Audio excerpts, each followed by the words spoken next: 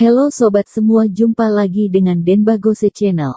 Bagaimana kabar sobat semua? Sebelum kita mulai cerita ini, ayo silakan subscribe, like, komen, share dan nyalakan loncengnya untuk mendapatkan notifikasi terbaru ketika Mimin upload videonya. Bab 1613 Musuh Satu Kota. Sudah sangat jelas. Mikah Zhou sudah menyerah. Dia tahu bahwa dia bukan Iawan dari Thomas Qin. Apakah orang ini benar-benar ingin membunuhnya? Dari vitalitasnya, Mikah Zhou tahu bahwa dirinya benar. Ia sudah membuat orang ini marah kepada dirinya. Orang-orang dari 3 keluarga besar saling memandang, dan sekarang tidak ada dari mereka yang bisa melawan satu sama lain.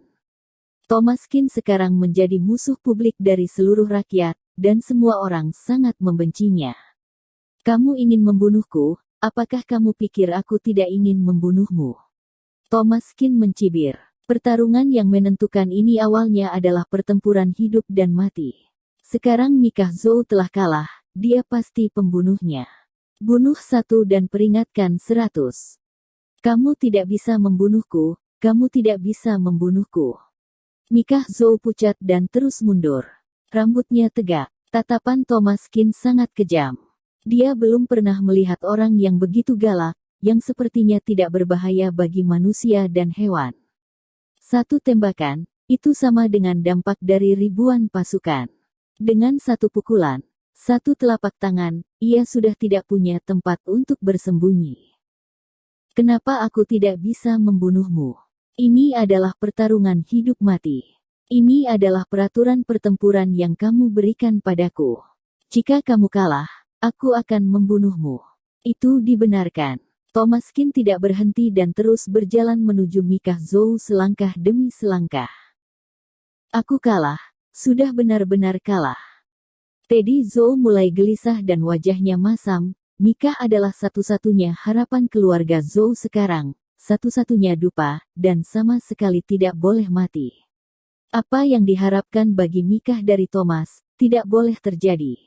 Orang yang berlatih seni bela diri, kebajikan tidak terkalahkan. Jika kamu membunuhku, itu juga akan menjadi penghalang besar untuk latihanmu. Mikah Zhou berkata dengan sungguh-sungguh. Benarkah? Aku benar-benar tidak peduli tentang ini. Aku hanya tahu bahwa jika aku tidak membunuhmu, kamu pasti akan tetap seperti ini. Keluarga Zhou pasti akan langsung melupakan hal ini. Thomas Qin mencibir.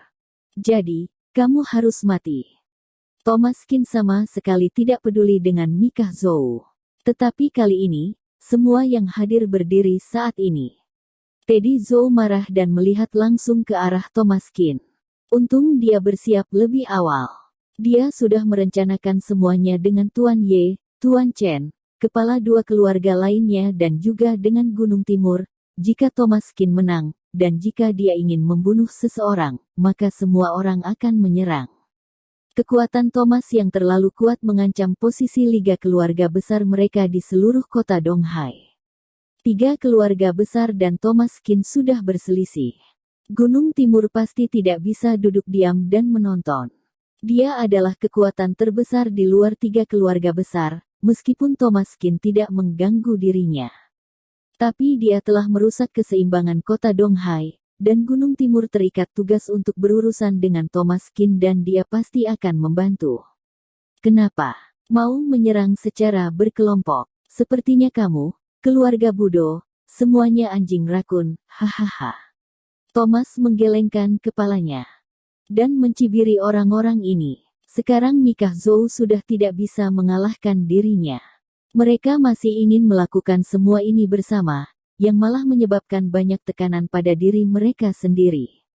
Lebih dari 300 orang, itu sangat padat, dan mereka semua berdiri dan tidak mengatakan apa-apa. Mereka dikelilingi oleh air, dan tidak ada kesempatan untuk melarikan diri sama sekali. Balai seni Gunung Timur bagaikan tong kosong. Mikah Zhou memucat, tetapi keluarga Budo benar-benar enggan kalah. Dan mereka sama sekali tidak boleh kalah, mereka tidak mampu lagi untuk kehilangan. Jika mereka kalah lagi, mereka semua akan menjadi ejekan Thomas. Thomas Qin tidak ragu, kali ini telah menjadi musuh publik keluarga aliran Tao. Pada saat ini, orang-orang ini tidak lagi berbicara tentang moralitas, selama mereka dapat membuat Thomas mati. Bahkan jika mereka menggunakan cara tercela seperti itu, mereka bisa kalah, tetapi Thomaskin harus mati.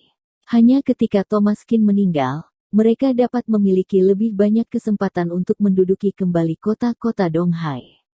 Mereka selalu menjadi pemimpin kota Donghai. Semua yang mencoba untuk menyerang kepentingan mereka, pantas mati.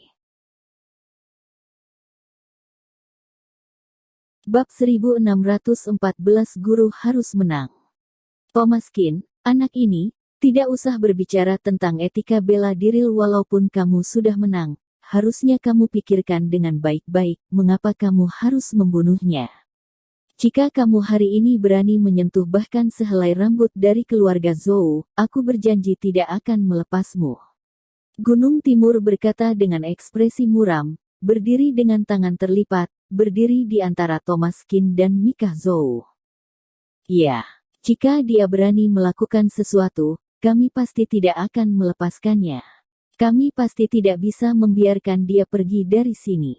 Ya, lagi pula kamu sudah menang. Kenapa tidak ada manner sedikit pun, kemampuan apa itu? Jika kamu benar-benar ingin bertarung, kami akan tetap bersamamu sampai akhir. Jangan sampai ia menggerakkan jarinya kepada Tuan Muda Zhou. Hampir semua orang marah, dan mereka menuding Thomaskin. Sebagai penggagas, Gunung Timur memiliki wajah yang tenang, sama sekali tidak menatap mata Thomaskin. Tidak peduli seberapa bagus dia, bisakah dia mengalahkan ratusan dari mereka di lapangan?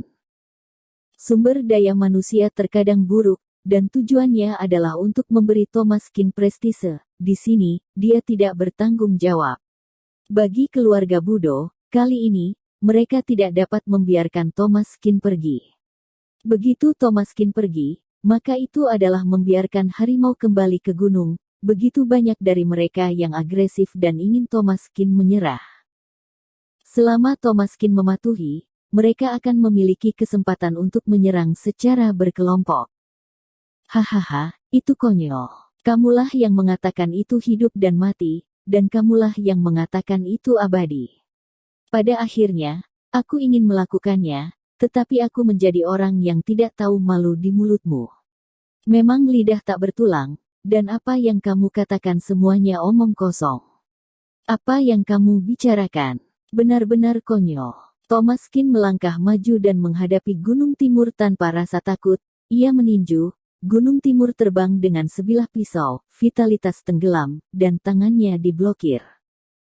Tinjuan Thomaskin yang begitu kuat, dengan satu pukulan, Gunung Timur segera mundur lebih dari 10 langkah, wajahnya pucat. Wow! Satu batu menimbulkan ribuan gelombang. Gunung Timur adalah ahli jago bela diri yang paling disegani di kota Donghai, namun kini telah dikalahkan oleh Thomaskin. Apakah itu sepadan? Orang-orang dari 3 keluarga besar semuanya ingin mencoba, ingin menyerang Thomaskin. Ini tidak masuk akal, tidak disayangkan anak ini mati.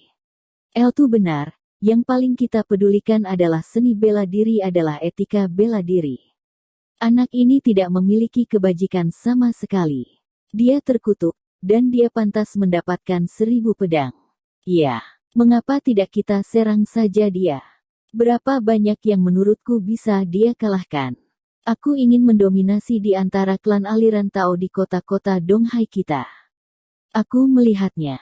Aku tidak sabar untuk merasakannya. Laoki adalah lelaki tua tertua di kota Donghai. Kali ini Laoki keluar untuk memimpin keadilan. Aku tidak menyangka akan menghadapi perlakuan yang tidak setara seperti itu. Kita harus membiarkan anak ini memberinya pertanggungjawaban. Pukulan Thomaskin benar-benar membuat marah semua orang, dan itu juga memberi mereka keinginan untuk menghabisinya. Guru besar harus menang, ini yang paling dia inginkan. Wajah Gunung Timur muram dan marah, ia tidak menyangka Thomaskin begitu kuat, bahkan ia berani melawan dirinya. Bukankah ini mencari kematian? Ratusan murid, selama ia diberikan perintah, Thomaskin pastinya akan kewalahan. Hari ini, ia benar-benar tidak bisa menderita rasa malu yang aneh ini. Jika ia dirugikan, dan ia kalah, dan Thomas Kin harus mati. Percuma bagi siapapun untuk memohon belas kasihan saat ini, dan sekarang Thomas Kin tidak hanya menyinggung 3 keluarga besar, tetapi bahkan menyinggung Gunung Timur juga. Siapa yang berani menghentikanku, aku akan membunuhnya. Vitalitas Thomas Kin dingin dan acuh tak acuh seperti embun beku. Semua orang, bahkan tidak berani untuk menatap Kilao. Keluarga Chen kami tidak akan pernah membiarkan orang-orang seperti Yu ada untuk membalaskan dendam Kilao. Kami tidak bisa membiarkan orang-orang kota Donghai merasa kedinginan. Kilao Elni pendahulu kami, orang ini tidak memiliki rasa hormat dan ketampanan. Dia bersalah karena membunuh dan mengganggu kita. Tuan Chen berdiri saat ini dan memberi perintah, mereka yang dikagumi Kilao, ditambah dengan kipas Tuan Chen, pertempuran besar terjadi dalam sekejap. Bersambung. Terima kasih kepada kalian yang telah menonton video ini. Jangan lupa tekan tombol subscribe-nya dan nyalakan notifikasinya untuk mendapatkan video-video seru lainnya dari channel Denbagose.